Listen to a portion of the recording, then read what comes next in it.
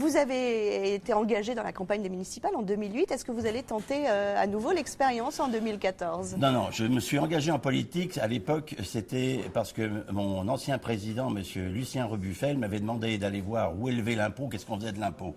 Donc j'ai été à la région, j'ai été à la Courlie et à la municipalité de Lyon, oui, parce que j'avais besoin de savoir les rouages, comment ça fonctionnait. Maintenant, si vous voulez, mon rôle est fini dans ce domaine-là. Ce qui est intéressant pour moi aussi, c'est me consacrer totalement aux PME, PMI qui ont bien besoin de nous en ce moment pour les aider à passer un cap difficile. Donc vous n'allez pas vous arrêter entre guillemets la politique. Pour moi, c'est j'ai déjà, tiré la page. D'ailleurs, dans le prochain numéro de Lyon Capital qui va sortir vendredi, vous êtes le champion de l'absentéisme au Grand Lyon. Oui, mais d'accord. 36 Attendez. absences. Alors là, je peux m'expliquer si vous le permettez une seconde. Allez-y. Vous voulez mon emploi du temps là pour le mois par exemple pour le mois de septembre?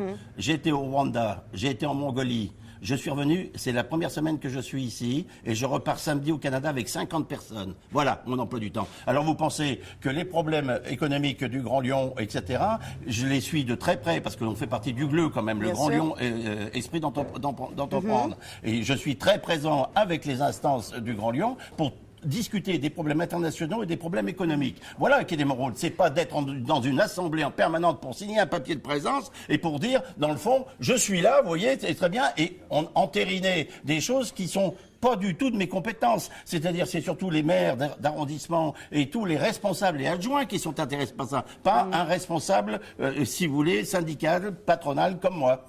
Et souvenir, par exemple, à Gérard Collomb, qui est aussi l'ami des patrons. Oui, c'est un Saint-Simonien, mais Gérard Collomb a une définition toute simple, c'est que pour lui, il n'y a pas d'entreprise si on ne les aide pas et si elles ne gagnent pas d'argent, on ne peut pas faire de social. Et il a tout à fait raison. Là-dessus, vous le rejoignez? Mais bien sûr.